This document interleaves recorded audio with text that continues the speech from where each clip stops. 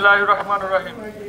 উপস্থিত নেতৃবৃন্দ, জিলামনি ভাইয়ের গাড়ি বহরে হামলার প্রতিবাদে আজকে আমাদের এই বিক্ষোভ মিছিল। আমি একটা কথাই বলতে চাই, যারা এই দুঃসাহস দেখিয়েছেন তাদেরকে সাবধান করে বলতে চাই, অদূর ভবিষ্যতে দুঃসাহস দেখান তাহলে আপনাদের পিঠের চামড়া থাকবে না। এই বলে আমি আমার বক্তব্য এখানে সংক্ষিপ্ত শেষ করছি। আসসালামু আলাইকুম।